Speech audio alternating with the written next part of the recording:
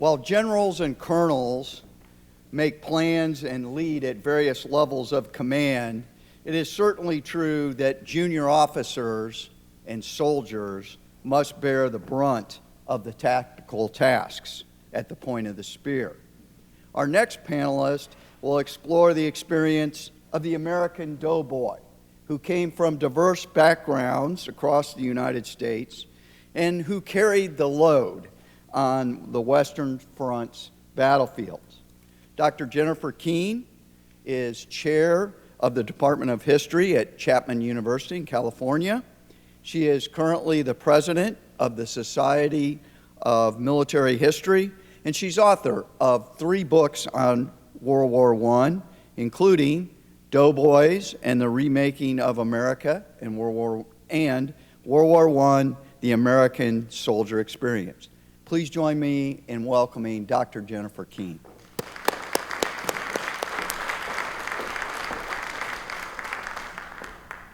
Thank you.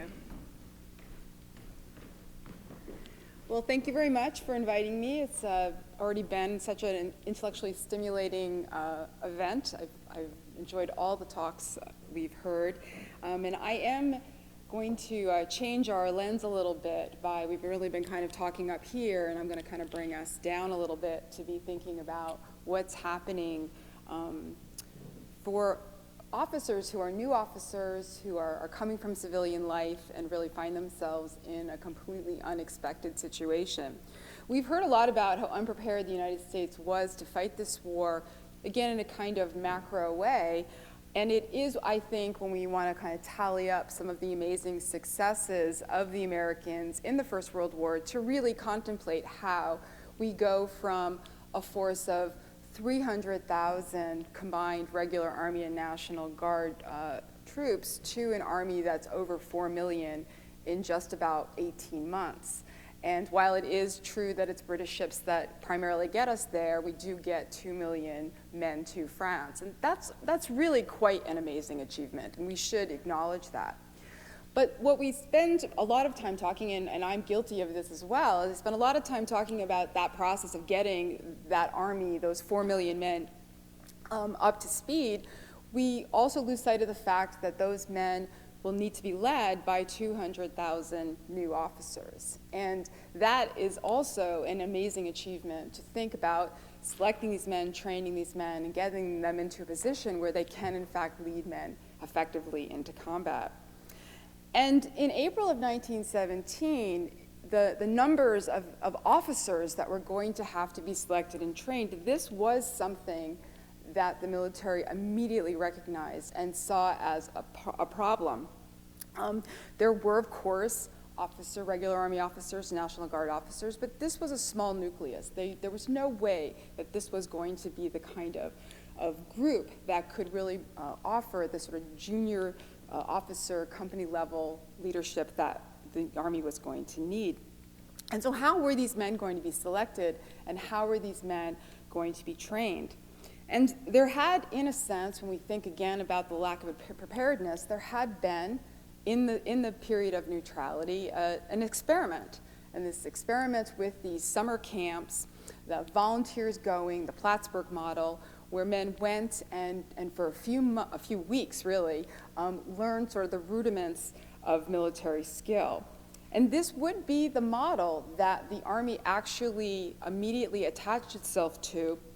And so even before we have conscription or men registering for the draft and entering the training camps, we're going to have these officer training camps, 16 of them, organized across the country.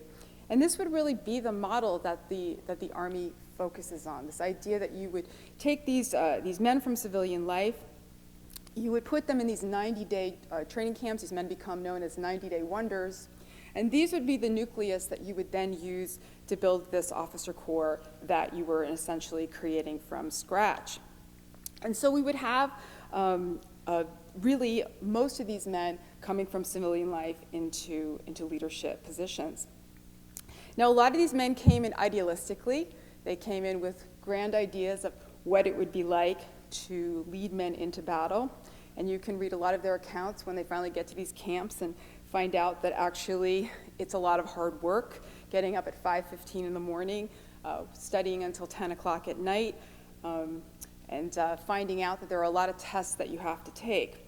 Now, Mike already mentioned F. Scott Fitzgerald, so I do also like to talk about him because he's an example that not everybody worked their fingers to the bone when they went to officer training camp. F. Scott Fitzgerald is actually very famous, not just for The Great Gatsby, but also because when he was in officer training camp, he found time to write his first novel, mostly because he took naps when lectures were being given by his unit commander, Captain Dwight Eisenhower. So he's somebody who wasn't actually taking it that seriously. But I think F. Scott Fitzgerald is important for another reason, because he kind of gives us the image of who these men were. These men that were going into training camps, we might kind of assume, were white, college-educated men. And this would give us the impression that what mattered the most in terms of being selected as a candidate for one of these camps was what your civilian standing was in the civilian world. In other words, if you came from the right class, if you had a college education, you had the right race, you were likely to be selected for one of these camps. But what I want to suggest today is that in the midst of this experiment of how you're going to quickly train this officer corps and make them effective, the Army was also beginning to experiment with new methods and with a new ethos and with a new idea that the only way they could do this quickly was not to just rely on these civilian signifiers of ability, but in fact that they needed to develop their own measures of merit and their own ideas of what they even expected a leader to be and the kind of qualities they expected a leader to have. And these were things that were not clearly defined. It was almost like, you know a good leader when you see it, but what is it? And when you have to create them and you have to select men that have the best qualities to potentially become these leaders, what are you actually looking for? And one of the things in terms of recognizing with all these new men, you might have this untapped potential that you didn't even know was there. And so also right from the very beginning, there was this notion that we will have to turn to this new civilian force that's coming in. We will have to look at these men for these potential leaders that we need. And we can see this new idea taking place even in something called the Home Reading Course for Citizen Soldiers. And this was a pamphlet that the War Department mailed out to all incoming recruits and really told them right from the beginning, and I'm just going to quote here, from lesson number 14, which I love this because the title of this lesson is called Team Leaders, not your officers, where the new recruit read, quote, "A great many men in the National Army will be ambitious to rise to higher ranks. They will find plenty of encouragement and opportunities for promotion." And I think this is important because this is basically telling men coming into the Army, if you're ambitious and if you're qualified, you will have an opportunity to rise. You will have an opportunity to lead. And it goes on to explain to recruits that the officers that are leading them have been the men who have been selected based on merit, that they have shown that they have the right qualities. They've started at the bottom just like you have, and they've risen up to become your officer. And I think this does two things.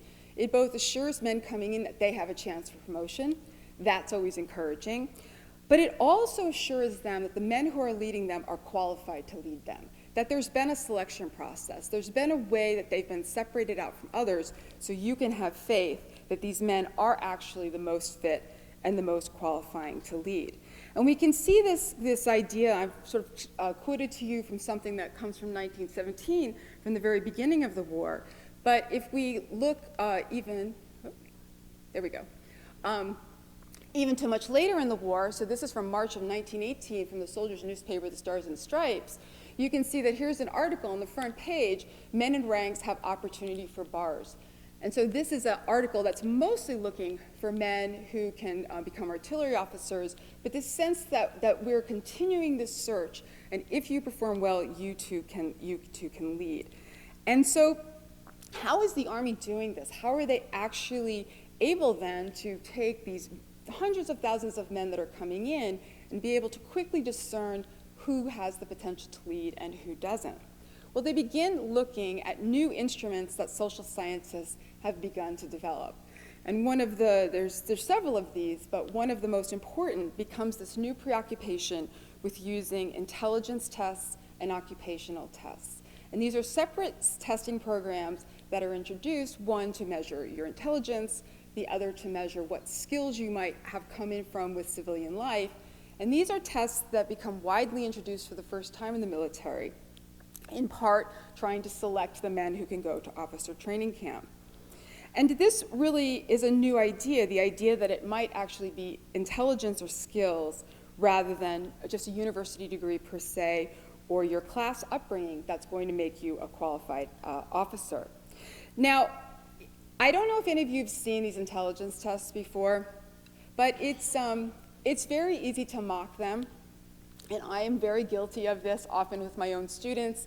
This is one of my favorite ones that I love to show, because one of the things that the Army discovers when it starts implementing these intelligence tests is that there's one immediate signifier that's going to separate out those who could become an officer from those who could not, and that is the simple fact of literacy. That the United States discovers that there is a tremendously high amount of illiteracy among the soldiers who are coming into the military. And so even with intelligence testing, they have to develop a whole separate set of tests for illiterate recruits. And this is an example of one of those tests. This is the so-called beta exam. And the idea here is that you're going to fill in what's missing. And it doesn't take much time of looking at a test like this or working through it to realize that there's an amazing amount of cultural bias in this test. That there's an assumption that you're sort of familiar with kind of middle class habits. If you're an African-American sharecropper from Alabama, do you know that there should be a bowling ball in this guy's hand as his arm is going back, or that the net is missing in the tennis court? So there's some cultural bias that's built into this, we can see a similar kind of bias in a test like this. Now, unfortunately, when I did this slide, I didn't understand the projection in this room, so it may be hard to read. But basically, this is a test of common sense, and so it's asking you some different things in terms of what you should do. And it might be hard to see, but there's one question here which sort of says, if you win $1 million, what should you do? And the answers are things like, give it to the poor. Help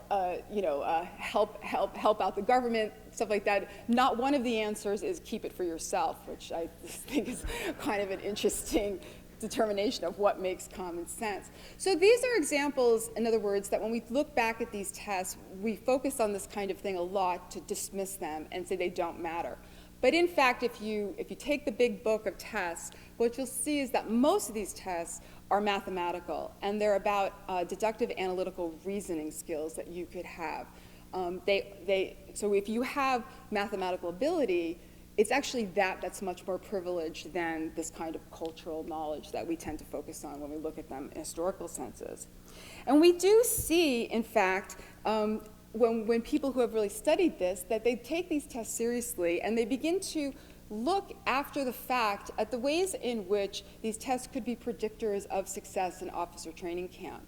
So this is a good example of that kind of post-war evaluation of the process of using this merit-based ethos in order to select your officers. So these are the scores on the test. So A obviously it's exactly what you think, A through D, except that we probably don't use a D score anymore to call our students morons, which is the actual official designation they gave to people who scored a D on the intelligence test. We have to maybe say something else.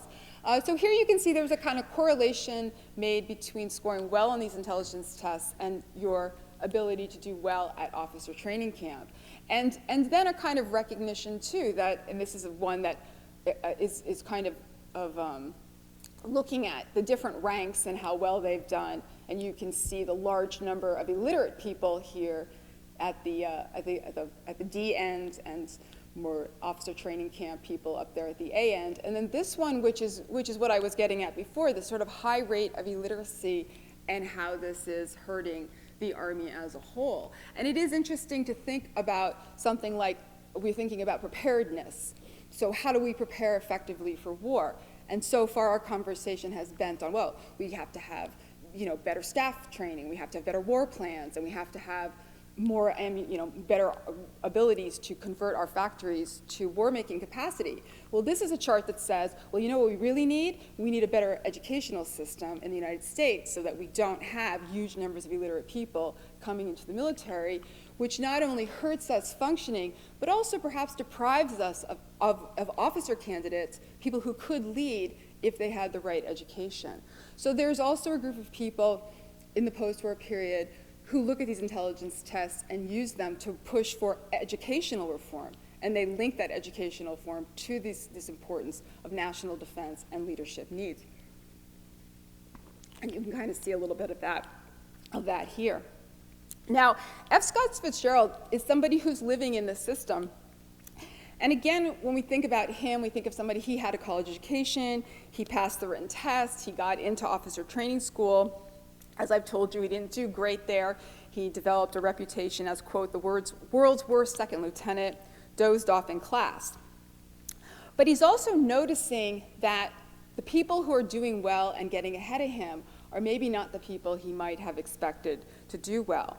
And so I'll follow on Mike's lead here and talk for a second about the great Gatsby. And if we think about Jay Gatsby, he's an interesting character in this book because he's actually born into a poor German-American farming family. And he's not the kind of person who would have expected to become an officer if being an officer was just being based on your class, your ethnicity, or your fact of having gone to university. But instead, he begins his rise up the social ladder, becomes Gatsby, turns into who he is by passing these tests, excelling at officer training camp, and becoming a captain in the AAF. And these are details that Fitzgerald is putting into his novel that in fact reflect the ways in which, especially for people coming from different ethnicities and at least having had a high school education, details that are emphasizing the way in which new groups of people are coming into leadership positions who might not otherwise have been there. Now, I'm not trying to say that the only issue is merit. Obviously, other things play a role as well. But it is introducing a new concept into who can become a leader and how we're going to select our leaders. Now, I said ethnicity, I said class, I said education. But of course, it really, if you were African American, that introduced a whole different set of barriers and issues into becoming an officer.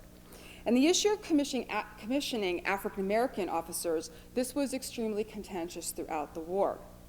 And the War Department in 1917 does bow to political pressure, and there is one officer training camp created especially for African American candidates, and it's held out in Fort Des Moines, Iowa. And this is an interesting controversy because it's controversial on both sides. It's clearly controversial in the War Department because the idea that you are going to be commissioning African American officers introduces a whole new concept about how the war might affect race relations. We focus often when we talk about African Americans on the question of equality. But if you commission an African American officer, the issue is not equality anymore. The issue is superiority, because now you're basically saying this African American officer is above many of the whites who are in your force, certainly white enlisted men. So that introduces a whole issue that has to be addressed. But the other issue here is that from the NAACP's point of view and other civil rights organizations, this is a segregated officer training camp. And their organization is dedicated to integration and to the idea that equal opportunity means that everybody has to be doing these things together.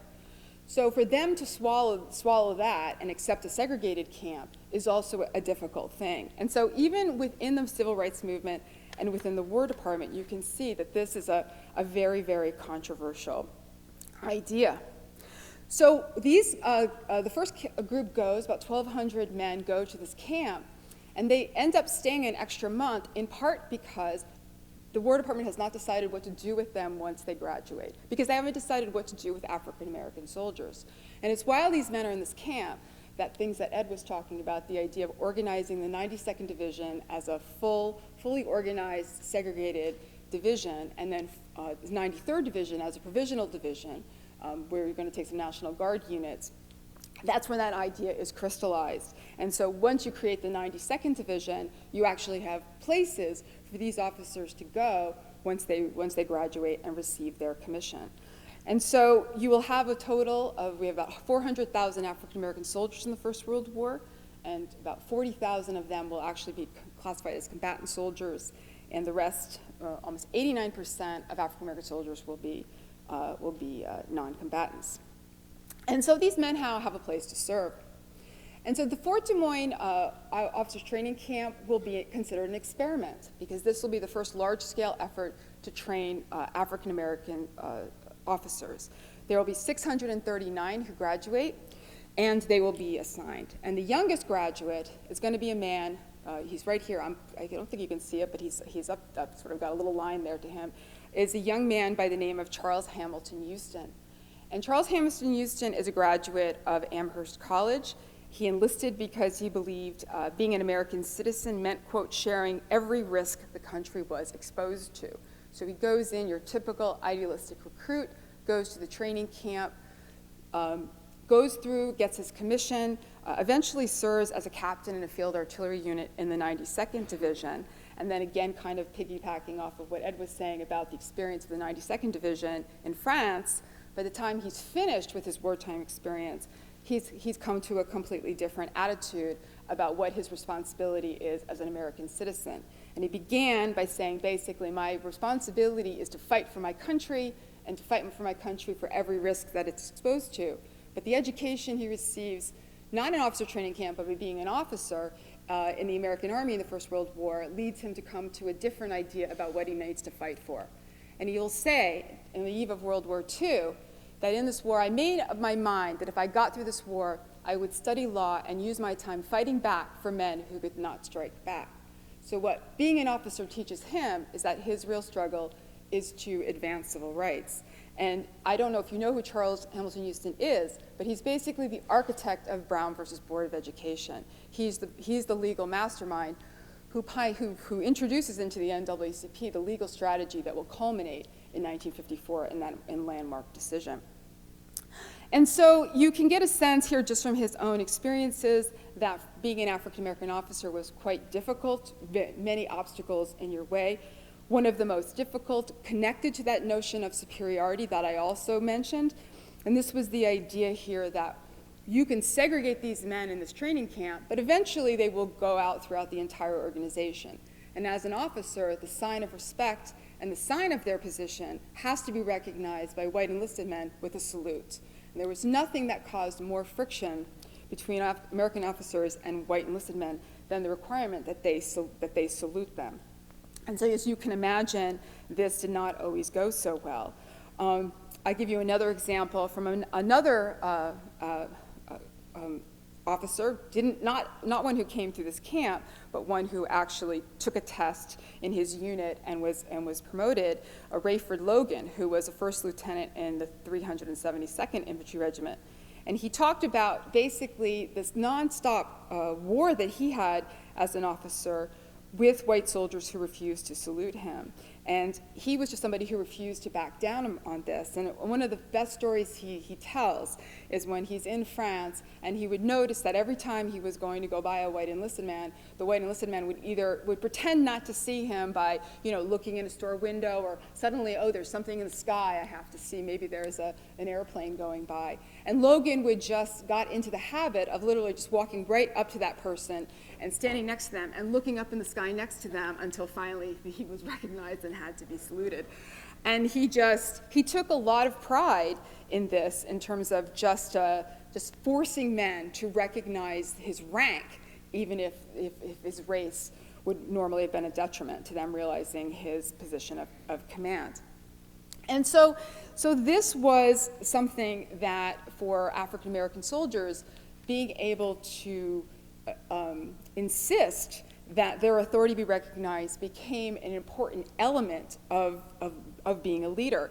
And these men that I'm sort of giving you examples from, these men knew that African American soldiers, their men, the men that they were commanding, were watching them.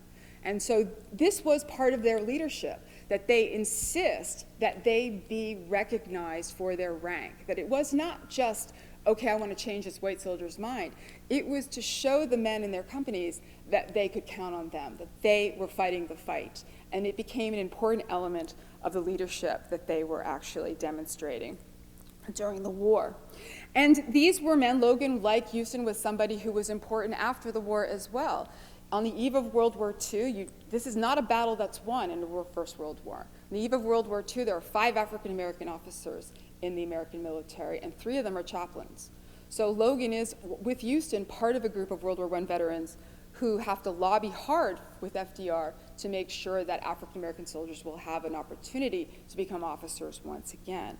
And so this is by no means the end of the story. But when we think about African Americans and we think about this issue of saluting, we might think that this is just an example of American racism and something that's actually unique. But I think that what is really going on here is it gets to the heart of a more general leadership question that the entire organization is facing. And that is, how many civilian customs have to be accommodated when you conscript a large civilian army to effectively lead a wartime civilian force? And so in this saluting with blacks and whites, it's sort of held in high relief. But actually, this is a problem that permeates the entire wartime force. And one of the things that we can kind of see throughout this is the Army itself trying to decide how much can it teach civilian soldiers to recognize the type of leadership rituals and patterns that have always been a part of the military, and how much of it is going to have to be accommodated. So for National Army inspectors, one of the things that has always aggravated them were National Guard units, and especially this idea that officers were too familiar with their men. And if you read some of the Inspector General reports of National Guard units, you'll see lots of complaints also about these National Guard officers not being effective leaders. They get criticized because they explain their orders to the men, they'll let men walk by without saluting, they don't crack down on them if they go absent without leave. And so this idea that this is an indisciplined army, that it has to be taught to be more observant of these rituals that saluting sort of encapsulates, this is something that is a broader issue in the whole Army, not just in relationship between African American soldiers and white soldiers. And we can see some of this in this kind of almost near obsession that the AAF develops with saluting over the course of the war. I think some of the things that we've heard so far have really shown us that the AAF has got other issues to worry about. But behind the lines especially, this issue of saluting just really becomes an obsession. And again, it's probably hard to see here, but here's this notion, again coming from the Stars and Stripes, that junior officers have to be taught to salute correctly, that they have to be taught to return salutes correctly. And then testimonials like this, I love this one, by a private, whoever that is, why I'm proud to salute. And beginning to really not just demand that you recognize your officers as being capable, but that you're sort of cajoling soldiers into realizing that accepting that this is a new democratic army, and that your salute does not mean you're subservient to this officer. It means you're basically recognizing that you're all fighting in this together. And it's hard to see here, so I pulled this out, but this particular article goes through some amazing contortions to turn saluting into a democratic process. So when you salute an officer, you are not saluting that particular man, you are saluting him as a representative of the Commander-in-Chief of the Army of the United States, the President, from whom the officer derives his authority and his commission. So basically, when you salute an officer, you're really saluting the President. And further on in the article, it tells you, well, because as a voter, you actually vote for your government, so the President represents the democracy that you're fighting for. Nothing could be more democratic than saluting. And I like this. Reasoning that way, I've come to the conclusion that the man who passes up or slops through a salute is, by that act, proclaiming himself no true champion of democracy. So it's just like, I mean, it's exhausting to read through this in terms of the jumps that are being made. But the idea here that this is recognizing democratic principles rather than some kind of military hierarchy or something that's unacceptable here. And, you know, again with this, I just think this is more of just a fun thing that happens here. The recognition that there's just, again, the convoluted ways that enlisted men will go to not salute properly. And so just a sense of all the different unique patterns that people are bringing in here. Now, the salute itself can seem like a trivial issue, but my larger point here is what they're kind of driving at is what is going to make somebody an effective leader. And the resentment of officers that gets built into these really convoluted attempts to avoid saluting creates a problem within the military which has to be addressed. And so recognizing that it has a leadership problem, by May of 1918, the War Plans Division creates something called the Morale Division. And the Morale Division becomes an independent bureau and begins to try to collect data, again, this emphasis on information and data, on what makes for an effective leader.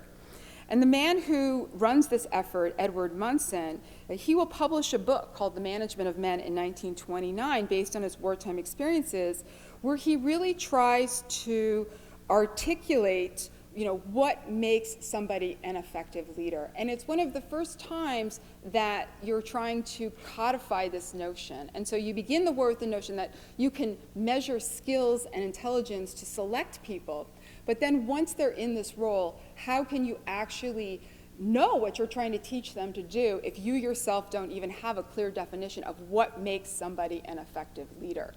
And this is a sharing of information between the military world and the civilian world. And in his book, he's writing his book saying, next time we fight a world war, we can fight more effectively. He's saying these are even lessons for civilian leadership. So the idea of leadership as a field of study, as something that we can study and learn and implement, this is something that's taking root in this World War I period.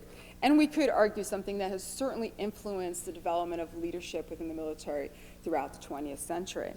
So in that kind of big takeaway moments, I think we can see that in terms of the organizational development and the concept of military leadership, the First World War is certainly crucial. I did want to end, though, with also just giving a kind of nod to all those guys who came in, read that home reading course, read the Stars and Stripes, heard that there were opportunities for them to become officers, and then it just never happened. And now they have to come home to a civilian world and kind of explain to their friends and families why they were not one of these people who could somehow climb this ladder of success and actually make it into the officer corps. And so at the end of the war, as we're preparing to demobilize this army, the Stars and Stripes also has some advice for them. And so that is, when you go home and somebody says to you, why were you only a private? Here's lots of potential answers that you could give. And so they kind of go through all the different answers that are possible, but the one that they like is on the one on the right-hand corner here, and that's this one.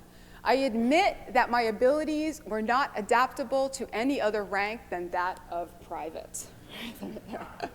Wouldn't you like to meet this guy and put a medal on him? Right? And while what's interesting about that as the final comment is again ending the way they started, which is the claim that these new measurements and the new methods that the Army is using is allowing them to pick the most fit and the most able to lead. And that's going to be, as I would sort of suggest, an ethos that we have moving forward when we think about military leadership. Right. Thank you very much.